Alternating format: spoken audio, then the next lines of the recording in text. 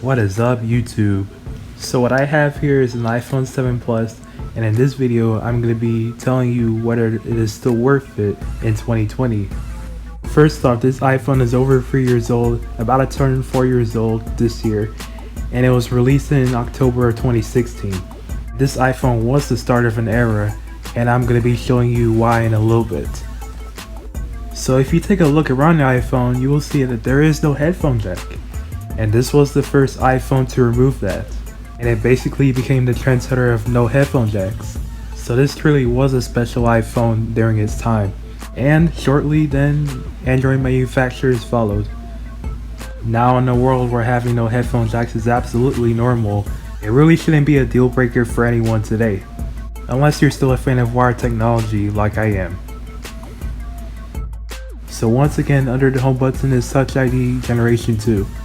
Just like in the 2017 iPad Pro I reviewed. And in case you didn't know, the home button isn't actually a real button. Instead, it uses the taptic engine to mimic a push of a real button, but it's really just a part of the bezel. It almost kind of feels like you're pushing the screen in two. So as for storage, you have 32, 128, and 256GB variants. This one I have here is 32GB of storage.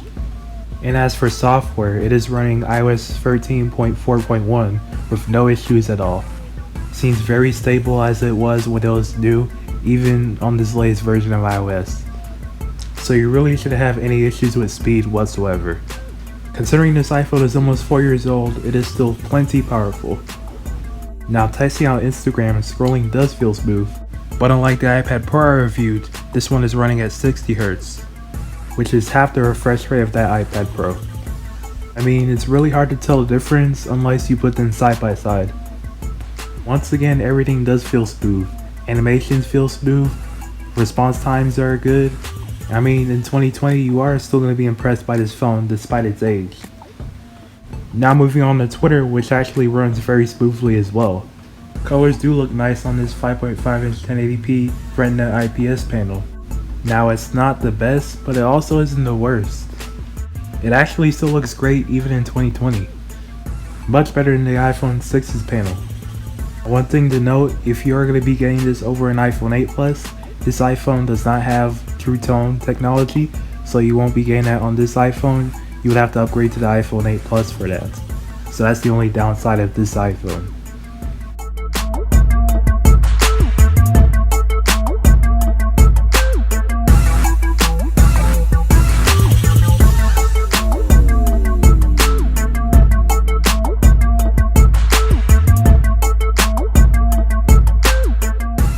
Now as for the cameras, this iPhone's rear camera is a 12 megapixel dual lens camera that can output 4K at 30 frames per second. While the selfie camera is a 7 megapixel camera that can output at 1080p HD video recording. Most of the top camera features are only exclusive to the iPhone 7 Plus compared to the original iPhone 7, so you really are getting a lot of value. Not only are you getting a bigger phone with the 7 Plus, but you're also getting top of the line features. Now when it comes to gaming on this iPhone, you really will not be disappointed. Because with the A10 Fusion chip, games are still smooth as ever. And that is the same chipset powering the iPad 6 and 7 generations. It really is still a powerhouse, even in 2020. As for the speakers, you have dual speakers at the bottom due to the removal of the headphone jack. And it really is a step up from the previous iPhones that only had one speaker.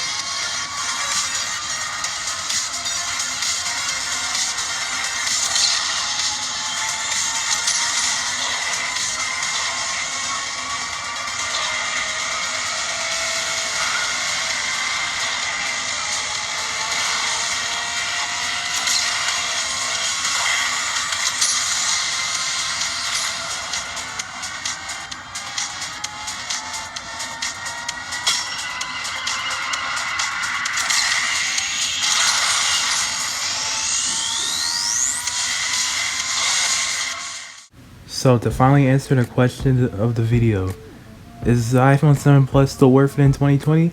And I have to say yes, it is definitely still worth it. And I'll tell you why in a little bit. If you're someone who's looking for a first iPhone but doesn't want to spend over $1,000 on the latest and greatest, or pay the extra $200 for the new SE, then this is definitely a great way to start. Or if you're just looking for a replacement iPhone for the time being because you destroyed your over $1,000 brand new iPhone 11, then hey, can't go wrong with this one. So you can find them for as low as $250 on Amazon, and value will only keep depreciating, which means prices will lower over time.